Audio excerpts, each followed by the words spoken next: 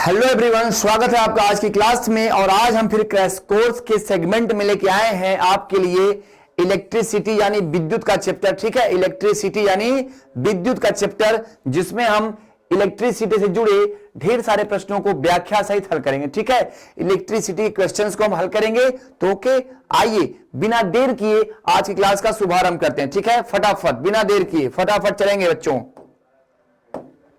Transformer क्या है? कह रहा है ट्रांसफार्मर क्या है? यह डीसी को एसी में परिवर्तित करता है, यह एसी को घटाने और बढ़ाने में प्रयुक्त होता है, यह एसी को डीसी में परिवर्तित करता है, या यह वैद्युत ऊर्जा को यांत्रिक ऊर्जा में परिवर्तित करता है। क्या कह रहा है? ट्रांसफार्मर क्या है? ट्रांसफार्मर आप सभी जानते हो ट्रांसफार्मर के बारे में। ठीक है, तो यहां पूछा ट्रांसफार्मर के बारे में, ट्रांसफार्मर क्या है। ठीक, यहां पे देखो दिया है डीसी। डीसी का मतलब होता है डायरेक्ट करंट, एसी मतलब क्या? Alternative current.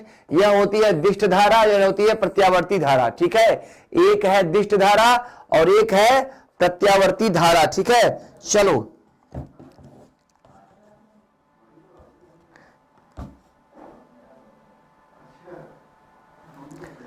तो देखो ट्रांसफार्मर करता क्या है। ट्रांसफार्मर जो है प्रत्यावर्ती धारा को घटाने और बढ़ाने में प्रयुक्त होता है। ठीक है, ओके, यह क्या करता है?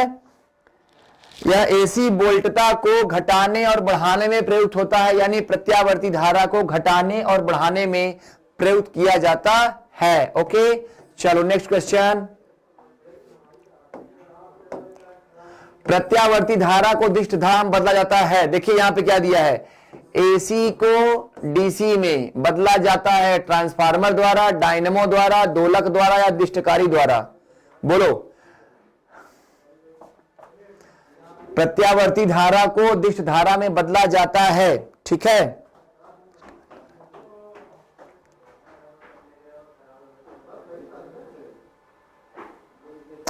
तो यहां पे क्या होगा? यहां पे क्या आपका आंसर है? दिष्टकारी द्वारा। ठीक है, जो दिष्टकारी होता है वो क्या करता है? दिष्टकारी यंत्र द्वारा आपके प्रत्यावर्ती धारा यानी एसी को डीसी में बदला जाता है। ठीक है, एसी को डीसी में बदला जाता है। ठीक है, चलो नेक्स्ट क्वेश्चन। वाट को प्रकट कर सकते हैं। ठीक है, वाट को प्रकट कर सकते हैं वोल्ट में, कैलोरी में, जूल प्रति ग्राम सेकंड में या किग्रा प्रति मीटर में, सॉरी किग्रा मीटर में। कह रहा है वोल्ट में, कैलोरी में, जूल प्रति सेकंड में या किग्रा मीटर में वाट को प्रकट कर सकते हैं। फटाफट जल्दी बताओ, वाट को प्रकट कर सकते हैं।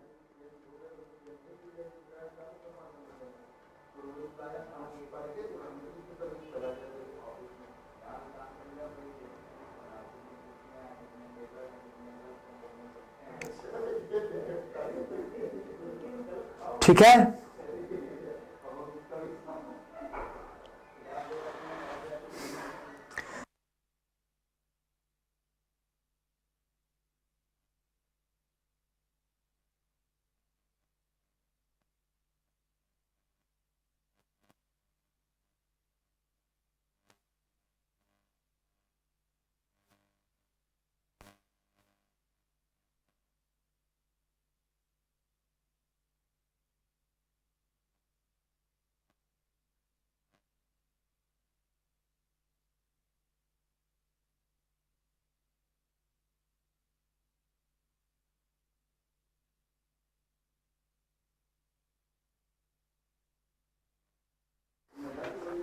तो देखो यहां पर जो वाट होता है किसका मात्रक होता है? तो वाट मात्रक किसका होता है? सामर्थ्य या शक्ति का।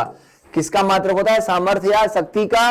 और किसी वस्तु के कार्य करने की क्षमता को सामर्थ्य कहते हैं। ठीक है, किसी वस्तु के कार्य करने की क्षमता को सामर्थ्य कहते हैं। सामर्थ्य बराबर होता है कार्य बटे समय।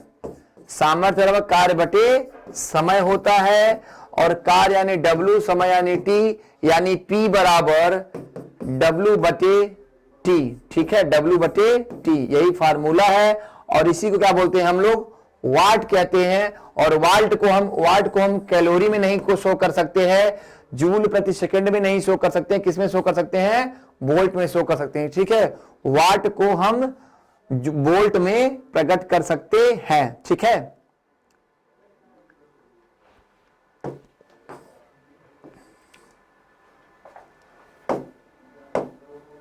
एक फ्यूज तार का उपयोग होता है, एक फ्यूज तार का उपयोग होता है। क्यों होता है भैया? तो हानि पहुंचाए बिना उच्च विद्युत धारा को प्रभावित करना, अत्यधिक धारा प्रवाह के समय विद्युत प्रपथ को तोड़ना, किसी व्यक्ति को विद्युत झटकों से बचाना, या इनमें से कोई नहीं। बताओ। कह रहा है कि एक फ्यूज तार का उपयोग किसके लिए होता है? हानि पहुंचाए बिना उच्च विद्युत विभव धारा को प्रभावित करना। ठीक है,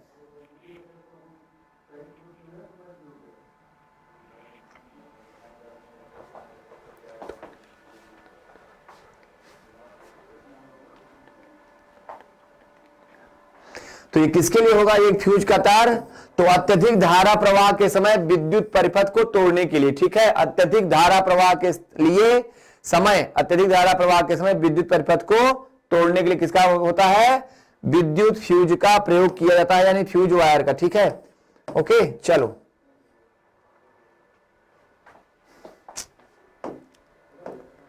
कह रहा ट्रांसफार्मर के क्रोड के लिए सर्वोत्तम द्रव्य है, ट्रांसफार्मर के क्रोड के लिए सर्वोत्तम द्रव्य है स्टेनलेस स्टील, मृदु इस्पात, कठोर स्टील या नर्म लोहा?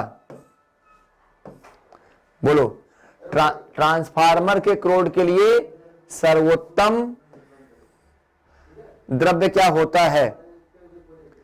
तो ट्रांसफार्मर का जो क्रोड बनता है ना, उसमें क्या करते हैं? उसमें नर्म लोहे का उपयोग करते हैं। क्या करते हैं? उसमें नर्म लोहे का उपयोग किया जाता है। ठीक है, ट्रांसफार्मर के जो क्रोड होते हैं उसके निर्माण के लिए नर्म लोहे का उपयोग किया जाता है। ठीक है, नर्म लोहे का उपयोग किया जाता है।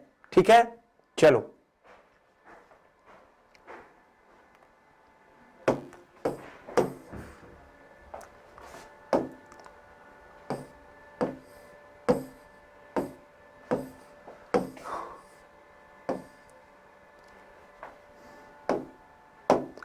कह रहा है 1 किलोवाट घंटा का मान कितना होता है? 1 किलोवाट घंटा का मान कितना होता है? 3.6 गुणे 10 घाते 6 जूल, 3.6 गुणे 10 घाते 3 जूल, 10 घाते 3 जूल या 10 घाते 5 जूल? ठीक है, तो देखो, जो 1 किलोवाट घंटा होता है उसका मान होता है कितना? 1 किलोवाट घंटा में, मतलब एक अगर किलोवाट को जोड़ा जाए, 1 किलोवाट कितना होता है? 1000 वाट होता है। कितना होता है? 1 किलोवाट बराबर 1000 वाट। और 1 घंटे में कितना मिनट होता है या कितना घंटा होता है? तो 1 घंटे में कितना होता है? 1 घंटे में होता है कितना? 60 मिनट। कितना होता है? 60 मिनट। और 60 मिनट में कितने सेकंड होते हैं? तो चूंकि 1 मिनट में 60 सेकंड, तो 60 गुणे 60 बराबर कितना हो जाएगा? 3600 सेकंड। ठीक है, तो यहां पे हम कैसे निकालेंगे? 1 किलोवाट घंटा बराबर 1 किलोवाट घंटा बराबर 1000 गुणित 3600। ठीक है, 1000 गुणे 3600। ठीक है, अब देखो यहां पर कैसा गुणा करेंगे तो क्या हो जाएगा? कितना गुणा हो जाएगा इसका भैया? तो इसको हम कैसे निकालेंगे? देखो, अब यहां पे क्या लिखेंगे हम? देखो 1000 है तो 36 लिख देंगे ना। चलो फिर से करते हैं अच्छे से। 1 किलोवाट घंटा बराबर 1000 गुणित 3600। क्लियर है? बराबर कितना होगा? 36 गुणित 36 कितना हो जाएगा? 3 2 5 शून्य हो जाएगा ना। 1 2 3 4 5। ओके, अब देखो 10 भैया इतना लंबा अमाउंट तो लिखेंगे ना। हम लोग क्या करेंगे? अब चूंकि किलोवाट घंटा है ना यार, किलोवाट घंटा का मान कितना? जूल पूछ रहा है ना। तो देखो यहाँ पे दशमलव लगाएंगे, 1 2 3 4 5 6। ठीक है, तो क्या लिखेंगे हम लोग? 3.6 गुणे 10 कितना आएगा? 10 घाते 6 आएगा ना। और कितना होता है कार्य का? इसका मान कितना होगा? जूल होगा ना भैया। ठीक, तो क्या जाएगा? जूल। यानी क्या आंसर आपका हो जाएगा? आंसर नंबर ए हो जाएगा कि 1 किलोवाट घंटा में 3.6 गुणे 10 घाते 6 जूल होता है। ठीक है, निम्नलिखित में से कौन सा एक प्रकृति में अनुचुंबकीय है? निम्नलिखित में से कौन सा एक प्रकृति में अनुचुंबकीय है? कौन सा प्रकृति में एक अनुचुंबकीय है? अनुचुंबकीय पूछ रहा है। ठीक है, ठीक है, लोहा होता है कि हाइड्रोजन होता है कि ऑक्सीजन होता है कि नाइट्रोजन होता है? तो देखो यहां पर क्या हो जाएगा, आपका ऑक्सीजन क्या होगा, ये क्या होगा आपका अनुचुंबकीय होगा, क्या हो जाएगा अनुचुंबकीय हो जाएगा, ठीक है। क्या हो जाएगा, लोहा आपका अनुचुंबकीय हो जाएगा, ठीक है। चलो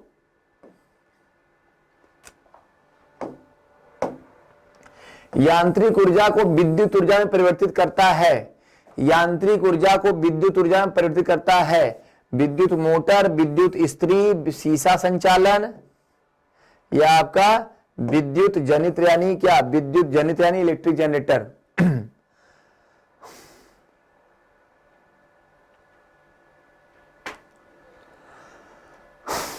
अब देखो जो विद्युत मोटर होती है, विद्युत मोटर ये क्या करती है, ये आपके यांत्रिक ऊर्जा को, यांत्रिक ऊर्जा किसे कहते हैं, मैकेनिकल एनर्जी, ठीक है। यह यांत्रिक ऊर्जा को विद्युत ऊर्जा में कन्वर्ट करती है, किसमें करती है, यांत्रिक ऊर्जा को विद्युत ऊर्जा में, ठीक है।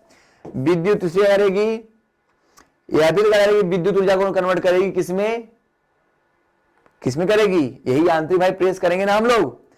यहां पे क्या हो जाएगा आपका आंसर, विद्युत जनित यानी जनरेटर। जनरेटर क्या करता है, जनरेटर जो है यांत्रिक को विद्युत में कन्वर्ट करता है, ठीक है।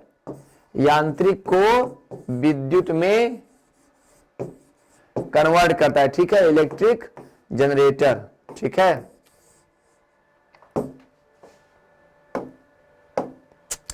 एक तार के प्रतिरोध के बारे में गलत कथन कौन सा है, एक तार के प्रतिरोध के बारे में गलत कथन कौन सा है, यह तार की सामग्री पर निर्भर करता है, यह तार की लंबाई के सीधे अनुपात में होता है, यह तार की अनुप्रस्थ काट के क्षेत्रफल के अनुपात में होता है, या यह ताप में वृद्धि के साथ धातु तार का प्रतिरोध भी करता है, बढ़ जाता है।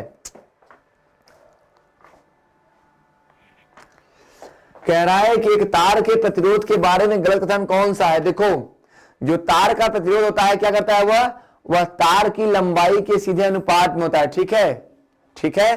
तार की लंबाई बढ़ने पर क्या होता है, प्रतिरोध क्या होता है, प्रतिरोध भाई प्रतिरोध बढ़ जाएगा, तार की लंबाई भी प्रतिरोध बढ़ जाएगा ना। यह तार की सामग्री पर भी निर्भर करेगा, तार की जो सामग्री होती है कि तार किसका बना हुआ है उस पर निर्भर करता है। ताप में वृद्धि होती है तो क्या होता है, प्रतिरोध बढ़ जाएगा, लेकिन तार की अनुप्रस्थ काट के क्षेत्रफल के सीधे अनुपात में यह नहीं होता, ठीक है। क्या होता है, यह तार की अनुप्रस्थ काट के क्षेत्रफल के सीधे अनुपात में नहीं होता। क्लियर है मेरे दोस्त। चलो 10वां क्वेश्चन, निम्नलिखित में से सबसे बढ़िया रोधी यानी इंसुलेटर कौन सा है, लकड़ी का कि कपड़ा का कि कांच का या कागज का, बताओ सबसे बढ़िया इंसुलेटर कौन सा है।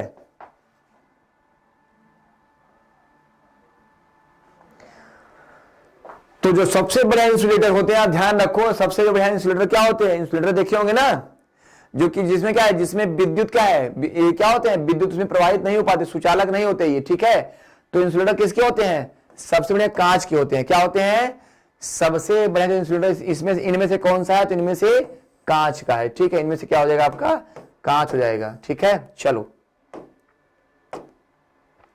लेंज का नियम किसके संरक्षण के नतीजा है, लेंज का जो नियम है पूछ रहा है किसके संरक्षण के नियम का नतीजा है, ऊर्जा संरक्षण, मोमेंटम यानी एंगुलर मोमेंटम या चार्ज, ठीक है, ठीक है। यानी पूछा संवेग पूछ रहा है, यहां पे संवेग ये क्या है आपका, संवेग है,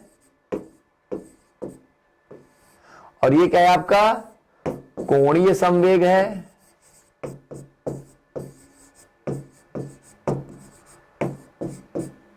ठीक है, ओके। तो चलो यहां पर देख लिया जाए, तो जो लेंज का नियम है किसके संरक्षण पे है भैया, ये ऊर्जा संरक्षण के सिद्धांत पर कार्य करता है, ठीक है। यह ऊर्जा संरक्षण के सिद्धांत पर कार्य करता है, ठीक है, यह ऊर्जा संरक्षण के सिद्धांत पर कार्य करता है, ठीक। वैद्युत आवेश पूछ रहा है, वैद्युत आवेश को भंडारित करने के लिए प्रयुक्त उपकरण को कहते हैं, वैद्युत आवेश को भंडारित करने के लिए प्रयुक्त उपकरण को कहते हैं प्रेरक, संधारित्र, परिणामित्र या ट्रांजिस्टर, बताओ।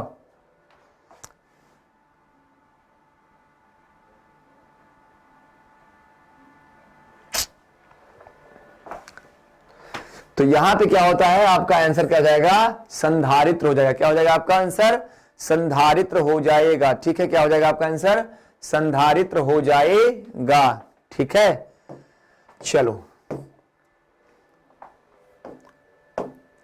इलेक्ट्रॉन वोल्ट किसकी एक इकाई है, कह रहा है इलेक्ट्रॉन वोल्ट किसकी एक इकाई है।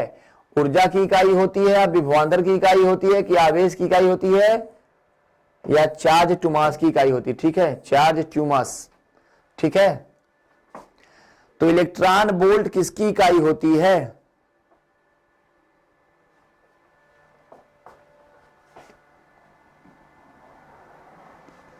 तो देखो जो इलेक्ट्रॉन वोल्ट होता है ना, इलेक्ट्रॉन वोल्ट क्या है, ईवी। क्या है आपका, ईवी, या किसकी इकाई होती है, एक प्रकार की ऊर्जा की इकाई होती है। ठीक है, किसकी इकाई होती है, ऊर्जा की इकाई होती है। यानी इलेक्ट्रॉन वोल्ट जो है एनर्जी यानी ऊर्जा की यूनिट होती है। शुष्क सेल में से किस तरह की ऊर्जा निहित होती है, शुष्क सेल में किस तरह की ऊर्जा निहित होती है, यांत्रिक, वैद्युतिक, रासायनिक, या तापयिक। ठीक है, पूछ रहा है मैकेनिकल, इलेक्ट्रिकल, केमिकल या थर्मल। ठीक, देखो जो शुष्क सेल होता है वो क्या करता है, शुष्क सेल क्या करता है, ये भैया देखिए जो बैटरी हम यूज करते हैं ना, जो बैटरी हम यूज करते हैं क्या करते हैं, ये तो रासायनिक ऊर्जा है ना, तो इसमें कौन सी ऊर्जा होती है, इसमें रासायनिक ऊर्जा निहित होती है। इसमें क्या होती है, रासायनिक ऊर्जा निहित होती है। ठीक है, रासायनिक ऊर्जा निहित होती है।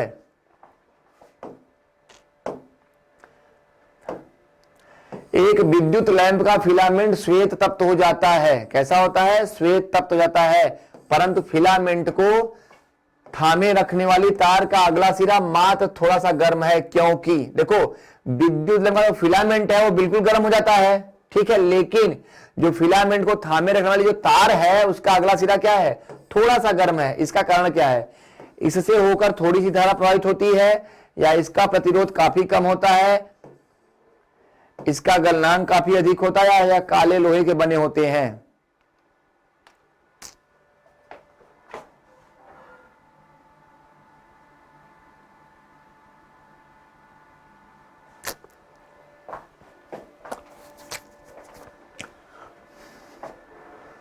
तो देखो जो फिलामेंट गर्म हो रहा है उसका रीजन क्या है, फिलामेंट तो बल्ब के अंदर है ना, तो फिलामेंट क्या है, फिलामेंट काफी गर्म हो जा रहा है। ठीक है, श्वेत तप्त हो जा रहा है। ठीक है, लेकिन जो उसके तार का अगला सिरा क्या है, उसमें प्रतिरोध नहीं होता। क्या होता है, प्रतिरोध काफी कम होता है। प्रतिरोध क्या होता है, उसका प्रतिरोध काफी कम होगा। अगर प्रतिरोध अधिक होगा तो क्या होगा, वो भी तार भी क्या होगा, बिल्कुल गर्म हो जाएगा। तो क्या होता है, इस जो तार है उसका प्रतिरोध क्या होगा, काफी कम होता है। तार का प्रतिरोध क्या होगा, काफी कम होगा। ठीक है, किस कारणवश विद्युत बल्ब के फटने पर हल्का धमाका होता है, किस कारणवश अगर विद्युत बल्ब जो फट जाए या फूट जाए तो हल्का धमाका होता है, अंदर के गैसों के बीच रासायनिक प्रतिक्रिया के कारण, अचानक संपीड़ित गैसों के बाहर निकलने के कारण, निर्वात स्थानों को भरने के लिए वायु की तीव्रता से जाने के कारण, या कोई अन्य कारण से, या कोई अन्य कारण से। ठीक है, जल्दी बताओ फट से।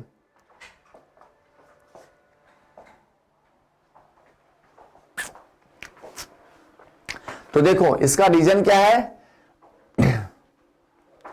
जो विद्युत बल्ब में धमाका होता है तो उसमें हल्का सा विस्फोट, मतलब हल्का धमाका क्यों होता है, क्योंकि विद्युत बल्ब जो निर्वात होती है, निर्वात वैक्यूम, वो क्या होती है, उसको भरने के लिए जो हवा होती है क्या होती है, वो बहुत ही तीव्रता से प्रवेश करती। ठीक है, कहने का मतलब जो निर्वात स्थानों को भरने के लिए वायु के तीव्रता से जो उसका गमन होता है ना, इसका कारण है। ठीक है, तो यहाँ पे क्या आपका ऑप्शन हो जाएगा, ऑप्शन नंबर सी हो जाएगा। यानी विद्युत बल्ब में जो निर्वात होता है ना, तो जो उसमें वैक्यूम में जो वायु भरी होती है वो क्या होती है, बहुत ही उसमें तीव्रता होती है। ठीक है, इसीलिए क्या होता है, हल्का धमाका होता है। ठीक है, हल्का धमाका होता है।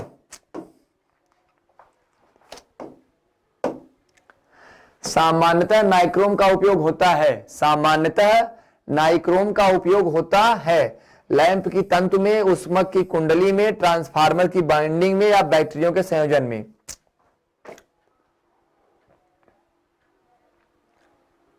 देखिए नाइक्रोम क्या है, नाइक्रोम जानते होंगे कि यह इलेक्ट्रिक हीटर में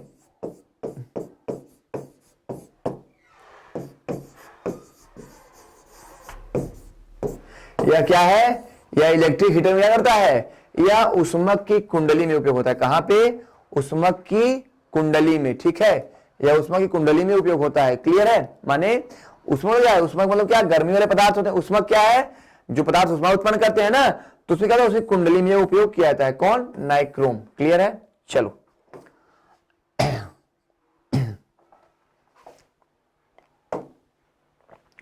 विद्युत वाहक बल बराबर होता है, विद्युत वाहक बल बराबर होता है बल के, ऊर्जा प्रति यूनिट आवेश के या कार्य के। विद्युत वाहक बल बराबर होता है, किसके बराबर होता है, ये आप जानो कि बल के बराबर होता है या ऊर्जा के बराबर होता है या ऊर्जा प्रति यूनिट आवेश के बराबर होता है या कार्य के बराबर होता है। तो जो विद्युत वाहक बल होता है ना, वो क्या होता है ऊर्जा प्रति यूनिट यानी प्रति इकाई आवेश के बराबर होता है। किसके बराबर होता है, प्रति इकाई आवेश के बराबर। ठीक है, जो विद्युत वाहक बल यानी इलेक्ट्रोमोटिव फोर्स जो है वो क्या होता है, किसके बराबर होता है, तो वो आपका प्रति यूनिट या प्रति इकाई आवेश के बराबर होता है। ठीक है, घरों में लगे बिजली के मीटर विद्युत के व्यय रिकॉर्ड करते हैं। जो घरों में बिजली के मीटर लगते हैं वो विद्युत जो मीटर की रीडिंग होती है वो किस रूप में करते हैं, वोल्ट के रूप में, एम्पियर के रूप में, किलोवाट प्रति आवर के यूनिट में या ओम में, तो आप सभी जानते हो कि हम जो बिजली यूज करते हैं उसमें कहते हैं ना इतने किलोवाट की इतने किलोवाट यूज किया, इतने किलोवाट।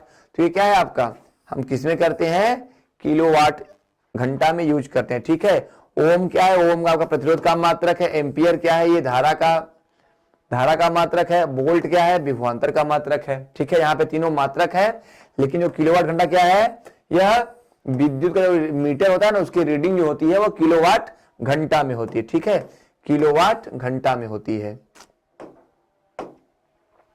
विद्युत अपघटन के नियम किसके द्वारा किए गए हैं, विद्युत अपघटन के नियम आपने बहुत पहले पढ़ा होगा, फैराडे, मैक्सवेल, लेंज या बोर का नियम। बताओ फटाफट, विद्युत अपघटन का नियम,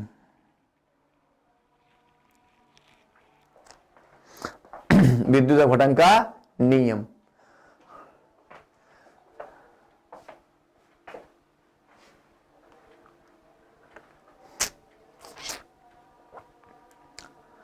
चलो तो देखो, जो विद्युत अपघटन के नियम होते हैं वो किसके द्वारा होते हैं, किसके द्वारा दिए गए हैं, किसके द्वारा, फैराडे के द्वारा। किसके द्वारा, फैराडे के द्वारा। आपने पढ़ा होगा ना फैराडे का विद्युत अपघटन संबंधी नियम। ठीक है, मैक्सवेल ने क्या किया, मैक्सवेल ने क्या दिया था, मैक्सवेल ने चुंबकीय सिद्धांत दिया था। ठीक है, मैक्सवेल का चुंबकीय सिद्धांत।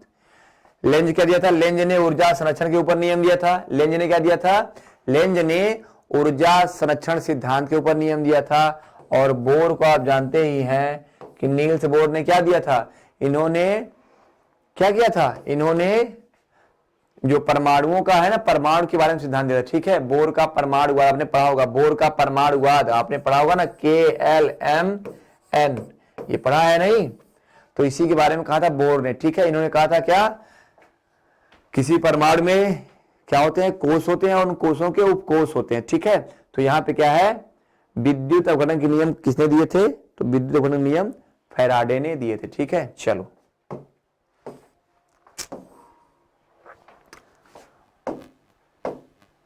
विद्युत बल्ब का फिलामेंट किससे बना होता है, ये सभी जानते हैं हम लोग अच्छी तरह से। विद्युत बल्ब का फिलामेंट तांबे का होता है, तांबे का होता है, नाइक्रोम का होता है, शीशे का होता है, टंगस्टन का होता है। देखो, तो जो बल्ब का फिलामेंट होता है, आप सभी जानते हो कि बल्ब का फिलामेंट किसका बना होता है, टंगस्टन का बना होता है। ठीक है, बल्ब का फिलामेंट किसका बना होता है, टंगस्टन का। अब अगर टंगस्टन से बना होता है तो यह काफी समय तक यानी काफी दिनों तक क्यों चल जाता है, अगर फिलामेंट का जो है जीवन काल बढ़ जाता है यानी यह लंबे समय तक टिकाऊ होता है, तो इसका रीजन क्या है, इसमें क्या होती है, इसमें आर्गन गैस भरी होती है। ठीक है, बल्ब में निर्वात का स्थान बना करके क्या करते हैं, उसमें आर्गन गैस भर देते हैं। ठीक है, बल्ब में निर्वात उत्पन्न करके आर्गन भरी जाती है। उससे क्या होता है, जो फिलामेंट है, क्या फिलामेंट का जीवन काल बढ़ जाता है। ठीक है, सीसा जानते हैं लेड होता है, सीसा क्या है आपका लेड होता है, जो पेट्रोल में यानी वाहनों में अपस्फोटन रोधी यानी एंटी क्रैकिंग के लिए उपयोग होता है। नाइक्रोम क्या है, तो नाइक्रोम एक बहुत ही तन्य और बहुत ही कठोर पदार्थ है जो विद्युत हीटर के फिलामेंट में होता है, जो उसमें कॉइल लगती है। तांबा क्या है, तांबा इस धरती पर खोजी गई सबसे पहली धातु है। ठीक है ना, तांबा क्या है, तांबा सबसे प्रथम खोजी गई धातु है। ठीक है, ओके क्लियर। चलो, विद्युत आवेश का मात्रक है, विद्युत आवेश का मात्रक है हेनरी, कूलाम, एम्पियर या सभी।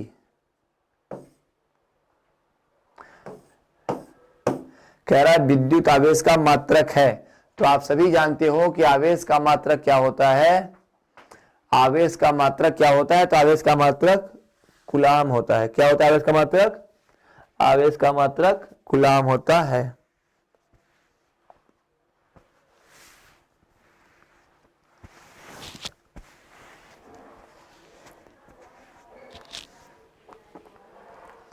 ठीक है, तो आवेश का मात्रक क्या होता है, आवेश का मात्रक कूलाम होता है। ठीक है, आवेश का मात्रक कूलाम होता है। ठीक, चलो, जब किसी उदासीन धातु के गोले को धनात्मक रूप से आवेशित कांच की छड़ के संपर्क से आवेशित किया जाए, ध्यान दीजिए, कह रहा है कि जब किसी उदासीन धातु के गोले को धनात्मक रूप से आवेशित कांच की छड़ के द्वारा आवेशित किया जाए तो यह गोला क्या करेगा, इलेक्ट्रॉन गंवाएगा, इलेक्ट्रॉन प्राप्त करेगा, प्रोटॉन गंवाएगा, प्रोटॉन प्राप्त करेगा। देखो धनावेशित क्या हो रहा है, धनात्मक रूप से क्या हो रहा है, आवेशित हो रहा है। तो जब धनात्मक रूप से आवेशित हो क्या करेगा, ये देख लीजिए आप लोग फटाफट।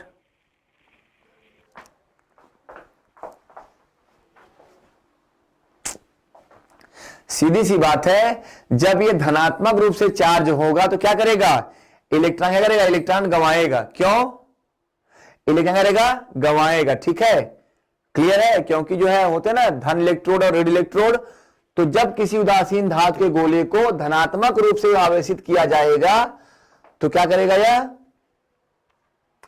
इलेक्ट्रॉन जो है बिल्कुल क्या करेगा, इलेक्ट्रॉन गंवाएगा। ठीक है, इलेक्ट्रॉन गंवाएगा। ठीक है, चलो,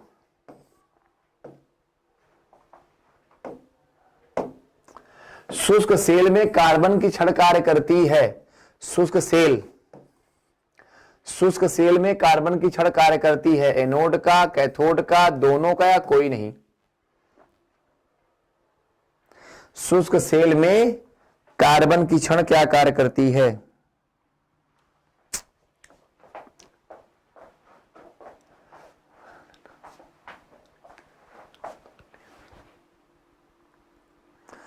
तो जो शुष्क सेल है उसमें क्या होगा, शुष्क सेल में कार्बन की क्षण क्या करेगी, तो कार्बन की क्षण क्या करती है, एनोड का कार्य करेगी। क्या करेगी, एनोड का कार्य करेगी। एनोड कैसे होती है, एनोड धनात्मक प्लेट का कार्य करती है। एनोड क्या करती है, धनात्मक प्लेट का कार्य करती है, और कैथोड क्या है, ऋणात्मक प्लेट का कार्य करती है। ठीक है, एनोड जो है क्या है, धनात्मक प्लेट है, कैथोड क्या है, ऋणात्मक प्लेट है। ठीक है,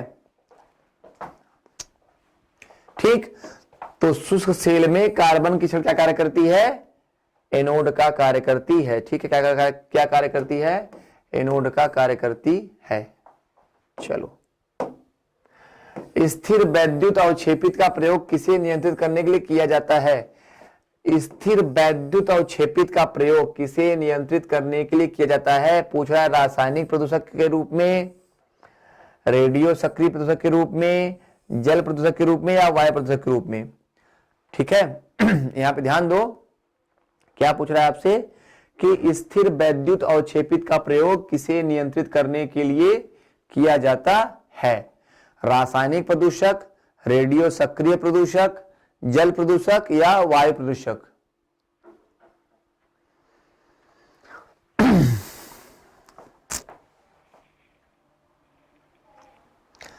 तो जो स्थिर वैद्युत, आपका स्थिर वैद्युत जो अवक्षेपित होता है क्या करता है, वह एक वायु प्रदूषण को नियंत्रित करने के लिए किया जाता है। क्या करता है? वह वायु प्रदूषण को नियंत्रित करने के लिए किया जाता है। ठीक है, क्या करता है? ये वायु प्रदूषण को नियंत्रित करने के लिए किया जाएगा। ठीक है, विद्युत प्रतिरोध मापा जाता है। विद्युत प्रतिरोध मापा जाता है। देखो प्रतिरोध पूछ रहा है ना, विद्युत इलेक्ट्रिक रेजिस्टेंस किसमें नापा जाएगा? वोल्ट में, एम्पियर में, ओम में या कूलाम में? ठीक है, वोल्ट में, एम्पियर में, ओम में या कूलाम में। तो आप सभी ध्यान रखो कि जो प्रतिरोध होता है, विद्युत प्रतिरोध का मात्रक क्या है? तो प्रतिरोध का मात्रक क्या होता है? ओम होता है। क्या होता है? ओम, OHM। ठीक है, ये पहचान रहे हो ना? ठीक, तो क्या होता है? विद्युत प्रतिरोध कहां नापेंगे? ओम में नापेंगे। ठीक है, और वोल्ट में क्या नापते हैं? वोल्ट में विभवांतर नापते हैं। क्या नापते हैं? विभवांतर। ठीक है, एम्पियर में क्या नापते हैं? एम्पियर में धारा नापते हैं। और कूलाम में क्या नापते हैं? तो कूलाम में आवेश नापते हैं। देखो आवेश का मात्रक कूलाम हो जाएगा, धारा का मात्रक एम्पियर हो जाएगा, विभवांतर का मात्रक वोल्ट हो जाएगा, और प्रतिरोध का मात्रक क्या हो जाएगा? ओम हो जाएगा। क्लियर है मेरे बच्चों? क्लियर है? चलो ठीक है, तो यहां पे देखो क्या है? विद्युत प्रतिरोध। ठीक है, प्रतिरोध जो होता है किसमें नापते हैं? ओम में नापते हैं। ठीक है, प्रतिरोध का मात्रक ही क्या होता है? ओम होता है। क्लियर है? चलो, प्रत्यावर्ती धारा यानी एसी क्या कह रहा है? प्रत्यावर्ती धारा यानी एसी को डीसी में परिवर्तित करने वाले युक्त को कहते हैं। प्रत्यावर्ती धारा को दिष्ट धारा में परिवर्तित करने वाले युक्त, युक्त मतलब क्या होता है? सिस्टम को क्या कहते हैं? इन्वर्टर कहते हैं, ट्रांसफार्मर कहते हैं, ट्रांसमीटर कहते हैं, रेक्टिफायर कहते हैं। बोलो,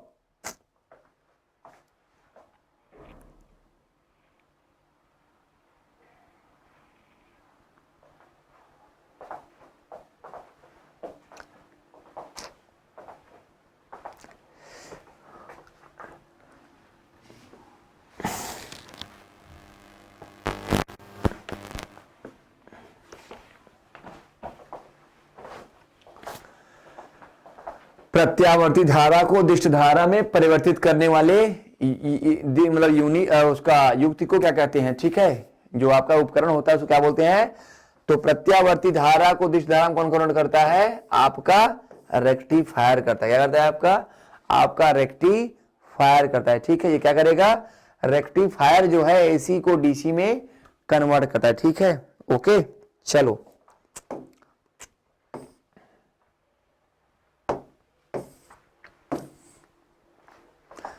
डायनमो। डायनमो का क्या कार्य है? डायनमो का क्या कार्य है? मैकेनिकल। देखो क्या है मैकेनिकल ना, इसका मतलब क्या होगा? इसका मतलब होगा यांत्रिक। क्या होगा आपका? यांत्रिक। और ये क्या होगा आपका? विद्युत। ठीक है, तो डायनमो का कार्य क्या है भैया?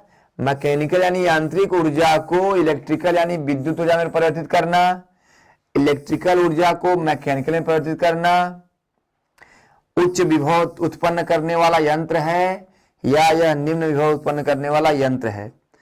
तो आपका जो डायनमो है वो क्या करता है? यांत्रिक ऊर्जा को विद्युत ऊर्जा में या विद्युत ऊर्जा को यांत्रिक ऊर्जा में कन्वर्ट करता है, या उच्च विभव उत्पन्न करने वाला है या निम्न विभव उत्पन्न करने वाला है।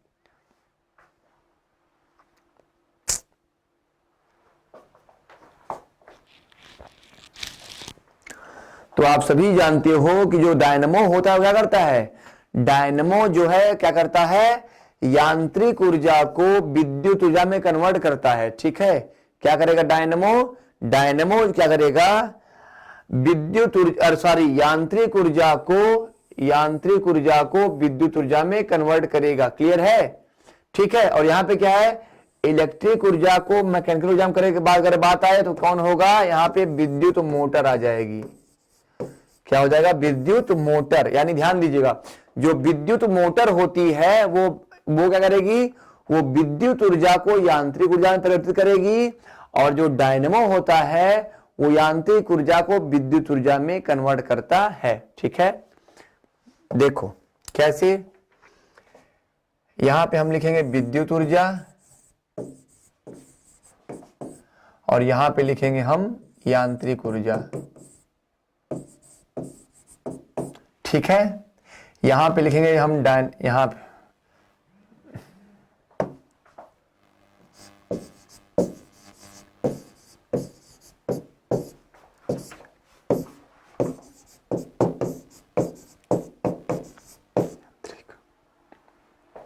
ठीक है। अब देखो यहां पे क्या लिखेंगे, यहां पे लिखेंगे हम डायनमो। क्या लिखेंगे यहां पे, डायनमो,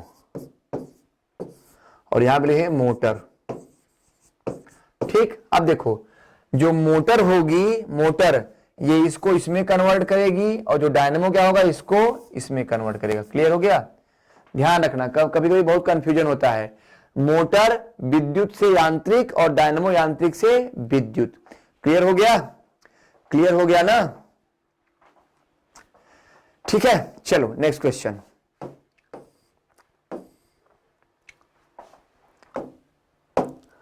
गैल्वेनोमीटर के द्वारा पता लगाया जाता है, गैल्वेनोमीटर के द्वारा क्या पता लगता है मेरे भाई?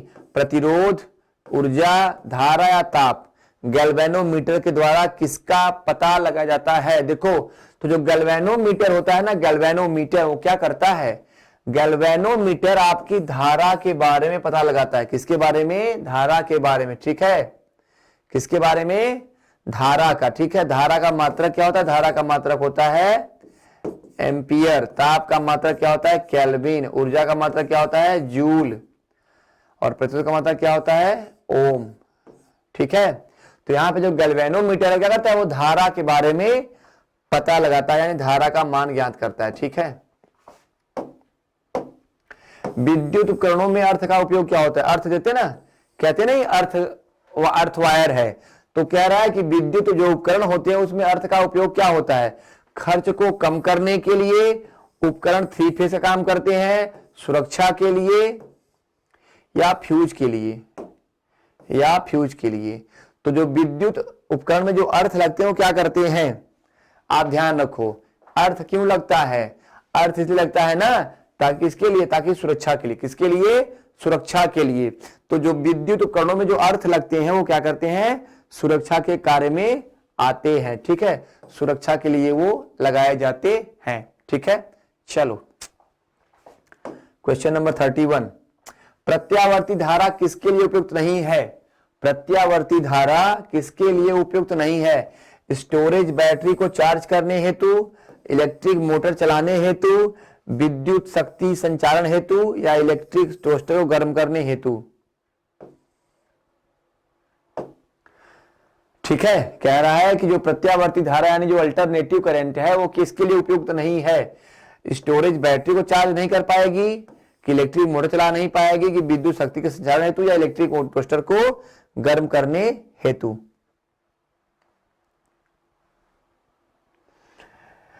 देखिए, जो प्रत्यावर्ती धारा होती है ना, जो स्टोरेज बैटरी होती है, स्टोरेज बैटरी कहां लगती है? ध्यान है आपको, कार और में लगती है ना स्टोरेज बैटरी। जो कार और में बैटरी लगती है क्या होती है? स्टोरेज बैटरी होती है।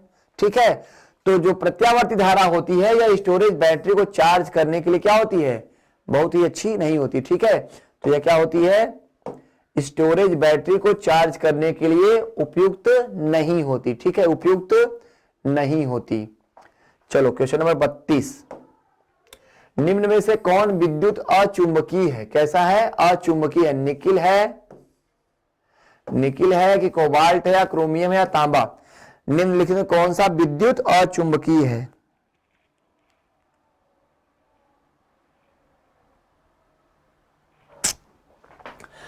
तो यहां पे ध्यान दिया, विद्युत अचुंबकीय कौन सा है? तो तांबा क्या है? बिल्कुल विद्युत अचुंबकीय। तांबा क्या है? विद्युत अचुंबकीय। जबकि निकिल कोबाल्ट क्या है? ये विद्युत चुंबकीय है। ठीक है, निकिल कोबाल्ट क्रोमियम क्या है? विद्युत चुंबकीय है, लेकिन ये क्या है? विद्युत अचुंबकीय है। ठीक है, चलो 33 क्वेश्चन।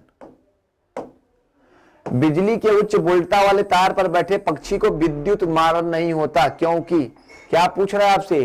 कह रहा है कि जो बिजली के उच्च वोल्टता वाले तार पर बैठे जो पक्षी होते हैं उनको करंट क्यों नहीं लगता? उनमें उच्च प्रतिरोधक शक्ति होती है, उसका शरीर भूमि से संपर्क कर जाता है,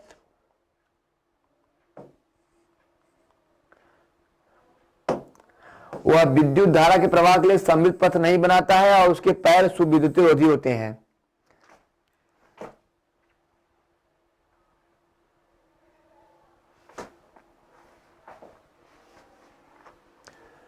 अब देखो, आपको पता है पक्षियों को करंट क्यों लगता है? क्योंकि मालूम है क्या करते हैं, वह एक ऐसा पथ का उनके अंदर जो मतलब जो उनका जो पैर होता है, तो उनके पैर में क्या होता है, वह विद्युत धारा के प्रवाह के लिए क्या करते हैं, एक समृद्ध पथ का निर्माण नहीं करते। अर्थात ऐसे जो उनके पैर होते हैं तो वहां पे क्या है, उनमें धारा प्रवाहित नहीं हो पाती, इसलिए जो है पक्षियों के पैर में क्या करंट नहीं लगता। ठीक है, पैर करंट नहीं लगता।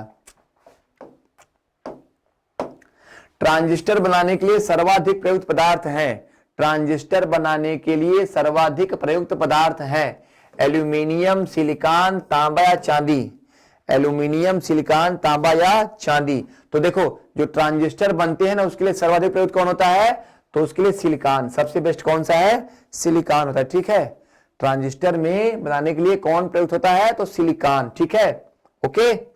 एल्युमिनियम क्या बनते हैं, एल्युमिनियम के तार बनते हैं, तांबे के बर्तन बनते हैं, चांदी के भी क्या बनते हैं, बर्तन या सिक्के बनते हैं। ठीक है, चलो 35 क्वेश्चन। निम्नलिखित में से कौन विद्युत का सर्वोत्तम चालक है? पूछ क्या रहा है, निम्नलिखित में कौन विद्युत का सर्वोत्तम चालक है?